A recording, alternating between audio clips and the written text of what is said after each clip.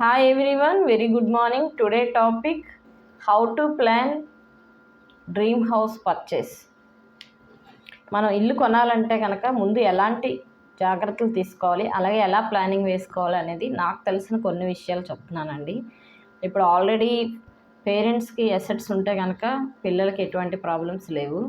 కానీ ఒక 35 ఇయర్స్, ఒక 32 ఇయర్స్ అలా వచ్చిన తర్వాత వీళ్ళకి కూడా ఒక ఫ్యామిలీ, నెక్స్ట్ ఇంకొక హౌస్ కావాలి అంటే కనుక ఎలాగైనా ఒక ఇల్లు కోసం అని ప్లాన్ చేసుకుంటారు. ఇప్పుడు ఇవాళ రేపు మనకు తెలిసిందే కదండి, సొంత ఇంటి అనేది ప్రతి ఒక్కరి కోరిక. ఏదో ఒకటి చిన్నదైనా ఒక సొంత ఇల్లు ఉండాలి అనే భావం అందరిలోనే ఉంటుంది. మ్యాక్సిమం ఎవరు కూడా అద్దెంట్లో ఉండడానికి ఇష్టపడరు. అయితే ఈ సొంత ఇల్లుని ఎలా ప్లాన్ చేసుకొని కొనాలి, ఒకేసారి ఇంత అమౌంట్, ఇప్పుడు మనకు తెలిసిందే కదా, అబవ్ 50 తప్ప బిలో 50 lakhsకి ఎక్కడ ఇల్లులు కానీ ఫ్లాట్లు కూడా దొరకట్లేదు ఈవెన్. అయితే ఇంత పెద్ద అమౌంట్ ఎలా కొనాలి, అది కూడా మనకి బిలో 40 ఇయర్స్ లోపలే మనం కొనాలి, ఇంకా మన ఫ్యామిలీ ఖర్చులు ఇవన్నీ ఎలా మేనేజ్మెంట్ చేసుకోవాలనేది ముందుగానే ప్లాన్ చేసుకొని ఫస్ట్ నుంచి కూడా మీరు ఒక్కొక్క రూపాయి దాచుకుంటూ వెళ్ళాలి. మీ శాలరీ వస్తుంది అనగానే అందులో కొంత అమౌంట్ ఆర్డీలు వేయడం, పీపీఎఫ్ అకౌంట్లో వేయడం, ఇదివరకు మనం చెప్పుకున్నట్టుగా సేవింగ్స్ని బట్టి కొంత అమౌంట్ని అట్లీస్ట్ మీరు ఇల్లు కొనాలని ప్లాన్ ఉన్నప్పుడు మీరు చేతిలో 20% అయినా మీరు ఉంచుకోవాలండి. ఇప్పుడు సపోజ్ 50 లక్షలు మీరు కొంటాం అనుకున్నారనుకోండి, 50 లక్షలు ఇల్లు కొనాలంటే డౌన్ పేమెంట్ మీరు కంపల్సరీగా 10 లక్షలైనా మీ చేతిలో ఉండాలి.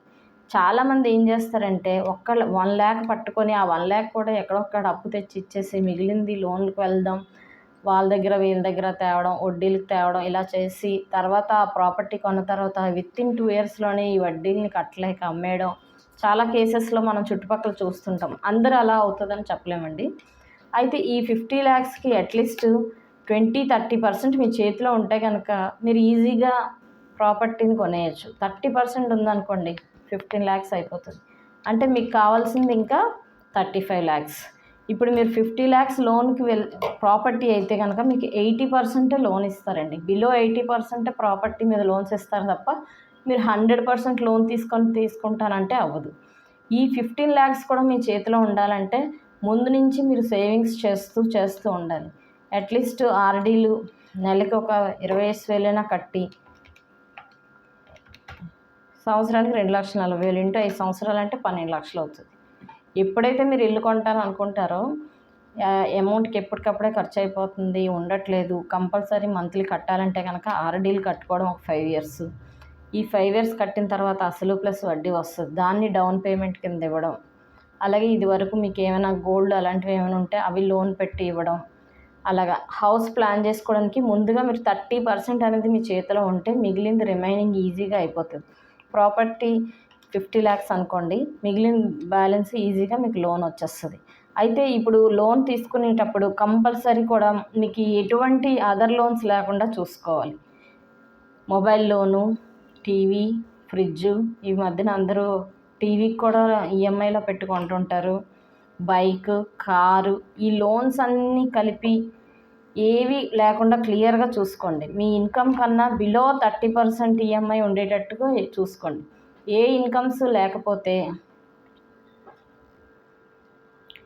మనం అదర్ ఇన్కమ్స్ని ఎక్స్ట్రా, మన రెగ్యులర్ ఇన్కమ్ కాకుండా అదర్ ఇన్కమ్స్, రెంటల్ ఇన్కమ్స్ అయినా లేదంటే అదర్గా extra duty, next extra part time jobs, అలా ఎక్స్ట్రా ఇన్కమ్ వచ్చినప్పుడు ఆ ఇన్కమ్స్ కూడా సెపరేట్గా దాచుకోవడం, ఇలా ఏదో విధంగా ప్లాన్ చేసుకుంటూ మనం దాచిన అమౌంట్ ఒక 30% ఉంటే కనుక రిమైనింగ్ లోన్కి వెళ్ళొచ్చు.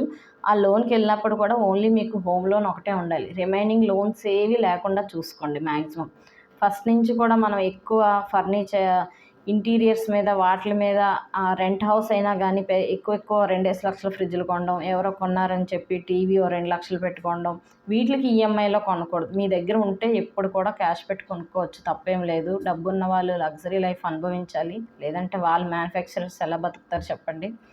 ఉన్నవాళ్ళు కొనుక్కోవచ్చు, లేని వాళ్ళు మాత్రం అప్పు చేసి అస్సలు కొనుక్కోవద్దు. దానికి వడ్డీ, అసలు అన్నీ కలిపి మీకు ఐటెం అది చాలా వేస్ట్ అయిపోతుంది. ఎప్పుడు కూడా మీరు ఇంట్రెస్ట్ పే చేయడానికి అస్సలు ఆలోచించొద్దు. ఎందుకంటే మీకు ఎంత అవసరమో, మీ దగ్గర ఎంత ఉందో అంతతోటే తీసుకోండి. దాన్ని బట్టి మీరు ముందు బట్టి కూడా అవసరాన్ని బట్టిగా మీరు సేవ్ చేసుకొని ఉంటే ఎంతో కొంత అమౌంట్ సేవింగ్ అవుతుంది. ఎప్పుడైతే ఇల్లు కొందామనే ఆలోచన వచ్చినప్పుడు మీ దగ్గర చేతిలో 30% పట్టుకొని మిగిలింది లోన్కి వెళ్తే కనుక మీ మంత్లీ ఈఎంఐ కూడా టెన్యూర్ ఏముందండి, ఇవాళ రేపు ఎన్ని సంవత్సరాలు కావాలన్నా టెన్యూర్ పెట్టుకోవచ్చు. 30 సంవత్సరాలు 40 సంవత్సరాలు అని అనుకోకండి. బిలో 20 ఉండేటట్టు చూసుకోండి టెన్యూర్. ఇప్పుడు మీ ఏజ్ 35 అనుకోండి, మీరు ఒక 30 ఇయర్స్ పెట్టారనుకోండి టెన్యూర్ 65 సంవత్సరాలు. ఈలోపు మీకేమైనా లేదా ఇన్కమ్ లేకపోయినా, మీ ప్రైవేట్ది అయితే జాబ్స్ పోయినా, ఇవన్నీ కూడా ఈఎంఐ కట్టడం చాలా కష్టం అయిపోతుంది. అలాగే మీ టెన్యూర్ అనేది చాలా తక్కువ పెట్టుకోండి, బిలో 10 ఇయర్స్ అలా పెట్టుకుంటే మీకు మంత్లీ ఈఎంఐ పెరుగుతుంది, అలాగే తొందరగా తీరిపోతుంది అనమాట. అయితే ఈ ఈఎంఐలు కట్టేటప్పుడు కూడా మీరు ఒకసారి మనం ఎవరిని నమ్మవసరం లేదండి. మనం ఈజీగా గూగుల్లోకి వెళ్ళి ఎలా చెక్ చేసుకోవాలి, మనకు ఇప్పుడు నా దగ్గర ఇంత అమౌంట్ ఉంది, మిగిలింది నేను ఒక ప్రాపర్టీ ఇంత అనుకుంటున్నాను, వెళ్ళాలి అంటే ఎంత పడుతుంది, ఎలా చెక్ చేసుకోవాలి అనేది నేను గూగుల్లో ఒకసారి చెక్ చేసి చూపిస్తాను, చూడండి. హోమ్ లోన్ క్యాలిక్యులేటర్ అని చెప్పి జస్ట్ గూగుల్లో ఎంటర్ చేయండి, మీకు అన్ని రకాలు వస్తాయి, ఏదో ఒకటి పర్వాలేదు. మీరు సపోజ్ ఎస్బీఐ నాకు కావాలనుకోండి, ఎస్బీఐది ఓపెన్ చేయండి. జస్ట్ ఇక్కడ లోన్ మీది ఆల్రెడీ 50 lakhs ప్రాపర్టీ వాల్యూ, కానీ మీరు లోన్కి వెళ్ళేది ఎంతకి వెళ్తారో ఒక 35కి 38కి వెళ్ళారు అనుకోండి, 40కి వెళ్ళారు అనుకోండి, పోనీ డౌన్ పేమెంట్ 10 ఇచ్చి 40 lakhs తీసుకుంటారు లోన్. ఇక్కడ యారన్ సెట్ చేసుకోండి. హోమ్ లోన్ అమౌంట్ ఇది. లోన్ టెన్యూర్ 10 ఇయర్సా 15 ఇయర్సా ఇక్కడ చాయిస్ చేసుకోండి. 10 ఇయర్స్ పెట్టుకోండి. రేట్ ఆఫ్ ఇంట్రెస్ట్ ఎలా లేదన్నా 7 to 8% ఉంటుంది.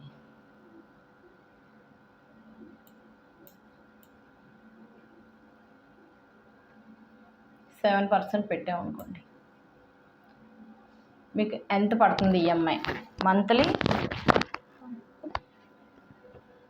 ఇలా మనం జస్ట్ ఇక్కడ చెక్కింగ్ కోసమేనండి ఇది.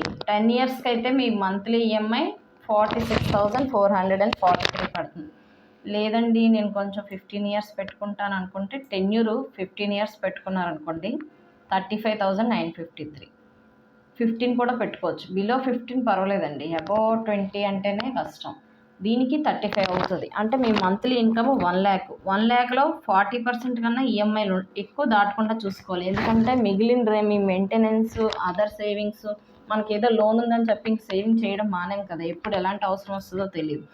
1 lakh మీ ఇన్కమ్ అయితే 40% ఈఎంఐ అంటే 36 అనుకోండి, రిమైనింగ్ మీకు హౌస్ మెయింటెనెన్స్కి సరిపోతుంది. ఇలా 15 ఇయర్స్ తీసుకొని ఇలా క్యాల్కులేట్ చేసుకుంటే total interest payable over the loan, మీరు ఇంట్రెస్ట్ ఈ 15 సంవత్సరాలు పే చేసిందే 24,72,000 అవుతుంది. మీరు తీసుకుందేమో 40 లక్షలు, ఇక్కడ కట్టిందేమో 64 లక్షలు. చూసారు ఇంట్రెస్ట్ ఎంత పడుతుందో. దీనికి లేదు మంత్లీ నాకు ఎంత కట్ అవుతుంది, ప్రిన్సిపల్ ఎంత, ఇంట్రెస్ట్ అనేది కూడా అంతా గూగుల్లోనే తెలుస్తుందండి. 40 lakhs తీసుకున్నారు, ఈఎంఐ ఎంత కడుతున్నారు, ఫస్ట్ ఇన్స్టాల్మెంట్లో ఓన్లీ అసలు అనమాట, ప్రిన్సిపల్ అంటే 12,620 కట్ అవుతుంది, ఇంట్రెస్ట్ ఇంత ఉంటుంది, అవుట్ స్టాండింగ్ బ్యాలెన్స్. ఇది ఇలా మంత్ వైజ్ ఇలా వెళ్తుంది అనమాట. మీకు స్టార్టింగ్ అసలు చాలా తక్కువ తీసుకుంటాడు, ఇంట్రెస్ట్ చూసారు ఎంత ఉంటుందో, మీకు అసలు వచ్చేసరికి వేలల్లో ఉంటుంది, 14,000 15 ఇలా లాస్ట్ 60 నెలలు అంటే 5 సంవత్సరాలు అవుతుంది. ఇలా మీకు మంత్లీ క్యాలిక్యులేషన్ కూడా చూపిస్తుంది, ఇంట్రెస్ట్ ఎంత పడుతుందో చూసారా. లాస్ట్కి వచ్చేసరికి మీకు అసలు పెరుగుతుంది చూడండి. లాస్ట్కి 35,000 అసలు వడ్డీ, ఇది లాస్ట్కి వడ్డీలు తగ్గుతాయి అన్నమాట. ఎక్కడి నుంచి తగ్గుతుంది మీకు ఇలాగ అబ్జర్వ్ చేసుకోండి. 80 నెలల తర్వాత నుంచి మీకు అస్సలు కొద్ది కట్ అవ్వడం కనబడుతుంది. అక్కడ ముందంతా కూడా 17,000 14,000 12,000 ఇలాగే ఉంటుంది అన్నమాట ఇది. అదే కనుక మీరు ముందుగానే ఇంకా సేవింగ్స్ చేసి, లేదండి మాకు ఎక్స్ట్రా ఇన్కమ్స్ కూడా వస్తుంటాయి, అదర్ ఇన్కమ్ మిగతా ఖర్చులు అవి కూడా తగ్గించుకొని మేము ఎలాగైనా ఒక 60% ఈఎంఐ కూడా పే చేసేయగలము, మిగతాది మెయింటెనెన్స్ చేస్తాము అనుకుంటే కనుక మీకు తొందరగా అయిపోతుంది. ఇక్కడ ఈ ప్లేస్లోనే మీకు 1 lakh ఇన్కమ్ ఉన్న వాళ్ళే కొనాలా, మరి తక్కువ ఉన్న వాళ్ళు కొనలేమా అని అంటే కనుక కొనలేరండి. ఎందుకు అంటే ఇంత పెద్ద వాల్యూస్ ఇప్పుడు రేట్లు ఉన్నదాన్ని బట్టి ఇంత చూసారు కదా ఎంత ఇంట్రెస్ట్ పోతుందో. మనం తీసుకున్న 40 లక్షలకి 25 లక్షలు వడ్డీయే పోతుంది. లేదు మీరు తక్కువ బిలో 10 lakhs వచ్చిన వాళ్ళు కూడా తీసుకోవాలి అనుకుంటే కనుక దానికి ప్రాపర్ ప్లానింగ్ ఉండాలి. మీకు ఆల్రెడీ ఏమైనా స్థలాలు ల్యాండ్లు ఏమైనా ఉంటే వాటిని అమ్మేసి ఆ వచ్చిన డబ్బులు, అలాగే ఫిక్స్డ్ డిపాజిట్స్ కానీ ఈ ఆర్డీలు కానీ సేవింగ్స్, బిఫోర్ సేవింగ్స్ ఏమైనా ఉన్నాయి అంటే కనుక అవి ఇచ్చేసి తీసుకోవచ్చు. మ్యాక్సిమం ఇదంతా ఈ లోన్స్కి ఎవరు వెళ్తారు అంటే కనుక రెగ్యులర్ ఇన్కము పక్కాగా నాకు ఈ నెల 1,00,000 రూపాయలు వస్తుంది అన్న వాళ్ళే లోన్కి వెళ్ళాలి. నాకు ఈ నెల 50,000 వస్తుంది, వచ్చే నెల 30,000 వస్తుంది, ఆ వచ్చే నెల 20,000 వస్తుంది, ఇన్కమ్ మీద అసలు గ్యారంటీ లేదు అన్న వాళ్ళు మాత్రం లోన్స్కి వెళ్ళి అన్నెసరీగా ఇబ్బందులు పడి ఆ తర్వాత చాలా దానికన్నా రెంట్ హౌస్ 10,000 15,000 ఉండడం బెస్ట్ అని అనిపించుకోకుండా ముందుగానే ప్లాన్ చేసుకుంటే కనుక బాగుంటుంది. అలాగే ఈ లోన్ ఈఎంఐ కూడా మంత్లీ మీరు కట్టిన దాంతో పాటు ఎవ్రీ ఇయర్ ఒక ఈఎంఐ ఎక్స్ట్రా కట్టుకుంటూ వెళ్తే కనుక మీకు ఒక 5 years ఎలా లేదన్నా తగ్గుతుంది టెన్యూర్. అలాగే ఇల్లు అనేది కూడా ఎప్పుడు కూడా బిలో 40 years లోపలే కట్టేయడానికి ప్లాన్ చేయండి. అబోవ్ 50 నాకు ఎప్పుడో రిటైర్మెంట్ తర్వాత 2 కోట్లు వస్తుంది, దాంతో నేను బంగ్లా కడతానంటే కనుక అప్పటికి రేట్లు ఇంకా పెరిగిపోతాయి. నెక్స్ట్ మీరు లోన్ తీసుకోవడానికి వెళ్తానన్నా కూడా మీకు ఆఫ్టర్ 50 ఏజ్ తర్వాత లోన్స్ ఎవరు ఇవ్వరండి. ఎందుకంటే ఆఫ్టర్ 55 అంటే లైఫ్ రిస్కే. వీళ్ళు లోన్ కట్టే స్థితిలో ఉంటారో ఉండరో, ఎప్పుడు హెల్త్ ఉంటుందో ఎలా ఉంటుందో అనేది కూడా బ్యాంక్ కూడా నమ్మడు. ఆఫ్టర్ 55 లోన్ దొరకడం చాలా కష్టమవుతుంది. బిలో 40 లోపలే మీరు ప్లాన్ చేసుకొని ముందు బట్టి మీకు జాబ్ రాగానే ఇమీడియట్గా చాలామంది చేసే పొరపాటు ఏంటంటే ఎంజాయ్మెంట్స్ అని చెప్పి ఇష్టం వచ్చినట్టు పేరెంట్స్కి అవసరం లేదని చెప్పి వాళ్ళు వదిలేస్తారు. సరే నీ డబ్బులు నువ్వు వాడుకొని అలా వదిలేసినప్పుడు అన్నెసరీగా ఖర్చులు చేసి డబ్బులు పోగొట్టేసుకొని ఆ తర్వాత ఇవాళ రేపు సొంత ఇల్లు లేకపోతే ఎవ్వరూ పిల్లలు కూడా ఇవ్వట్లేదండి. మనం చాలా చుట్టుపక్కల చూస్తున్నాం. మీకు సొంత ఇల్లు కూడా లేదా, ఎన్ని సంవత్సరాలు అయింది ఇప్పటి వరకున్నా అని అంటున్నారు ఈజీగా. ఆల్రెడీ పేరెంట్స్కి ఉండి మనకు కూడా ఇస్తే కనుక ఎటువంటి ప్రాబ్లమ్స్ లేవు. అలాగే ప్రతి ఒక్కరు కూడా తక్కువ ఏజ్లో శాలరీ ఇంత వస్తుంది, చాలామంది ఇప్పుడు ప్యాకేజీలు అవి బాగానే వస్తున్నాయి, కానీ ఇష్టం వచ్చినట్టు ఖర్చు పెట్టేస్తున్నారు. చూస్తున్నాం చుట్టుపక్కల అన్నీ కూడా. మనం ఆ ఖర్చులు తగ్గించుకొని సేవింగ్స్ అనేది చేస్తే మీకు ఇవాళ ఇల్లే కాదండి, రేపు ఇంకో అవసరం రావచ్చు.